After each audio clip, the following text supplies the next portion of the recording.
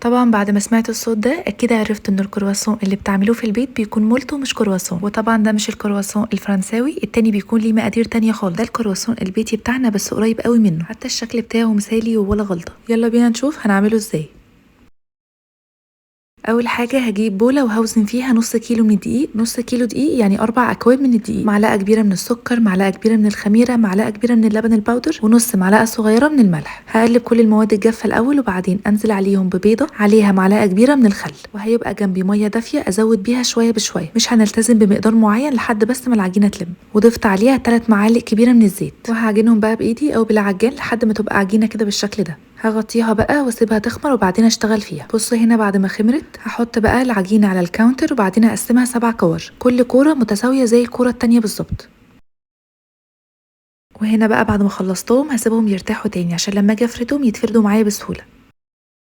ودلوقتي بقى هاخد اول كوره وبعدين افردها عادي زي ما بفرد عيش بالظبط. انا مش عايزه افردها قوي او ارققها، هخليها بسمك متوسط.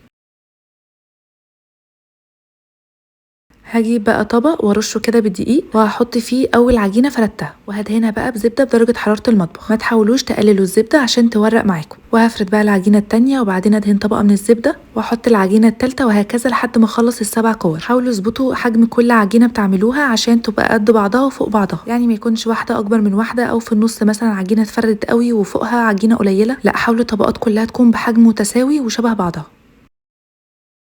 هنا بعد ما خلصت الكمية ال7 طبقات هغطيها واسيبها ترتاح في الفريزر 10 دقايق والزبدة تجمد شوية. وبعد ما تخرج من الفريزر هفردها. انا عايزة افردها على قد ما اقدر تكون رقيقة عشان تعمل معايا توريقة. لو كانت سميكة معاكم وانتوا بتفردوها مش هتطلع معاكم الشكل اللي بيطلع معايا خالص. شايفين هنا حجمها بقى كبير ازاي؟ هي اخدت الكاونتر كله اصلا. ولازم الكمية دي تعمل معاكم تقريبا 24 واحدة او 22، لكن مثلا لو طلعت معاكم 10 يبقى اعرفوا ان انتوا سمكتوا العجينة قوي وشكلها مش هيطلع حلو في الاخر. انا بقى هحشيها جبنه وبقفلها بالاطراف كده زي ما انتم شايفين عشان ما تخرجش منها. وانا بقفلها بقعد اشد العجينه عشان تعمل معايا توريق اكتر وطبقات اكتر. كل ما بشد كل ما بتديني طول في العجينه وبلفها اكتر، لكن لو لفتوها على مرتين كده هتطلع معاكم زي المعجنات العاديه اللي احنا بنعملها. شايفين شكلها حلو ومهندم ازاي؟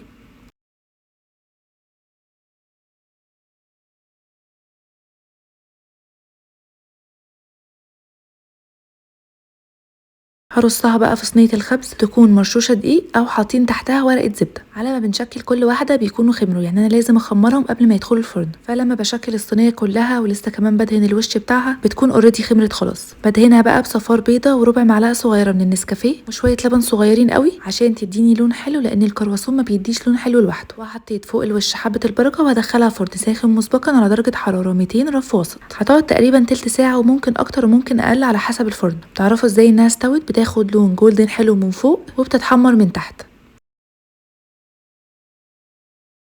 شايفين شكلها بعد التسويه عامله ازاي؟ مورقه جدا جدا وشكلها مثالي قوي. انا مضمن لكم ان انتوا هتعتمدوا العجينه دي في الكرواسون لان انا معتمداها بقالي اكتر من 3 سنين، وعمر الشكل ما كان بيبوظ معايا لاني بلتزم بكل حاجه بتخلي الشكل يكون مورق كده. وكمان التزموا ان انتوا تكونوا مقفلينها كويس قوي من الجوانب عشان الحشوه ما تخرجش. وما تحاولوش تقللوا الزبده عشان هي دي السبب في التوريق. وكمان وانتوا بتلفوها حاولوا تطولوا شويه العجينه عشان تديكم ارتفاع اكتر للتوريق. العجينه دي بتكون مقرمشه جدا من بره وطريه من جوه. وتابعوا الفيديو للاخر عشان اوريكم قد ايه هي مورقه من جوه. عايزه اقول لكم هي اخدت اللون ده من غير ما اشغل عليها الشوايه لاني دهناها والدهان بيخليها تاخد لون حلو.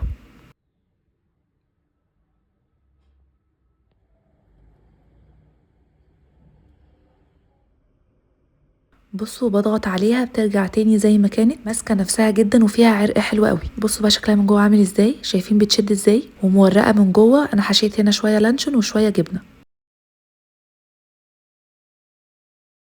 هوريكم دلوقتي واحده تانية واسمعكم الصوت.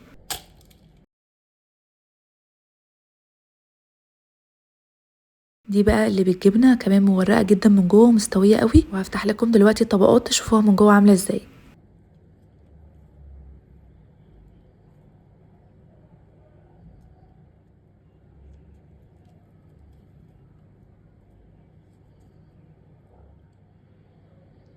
بصوا هنا بقى بتشد معايا ازاي.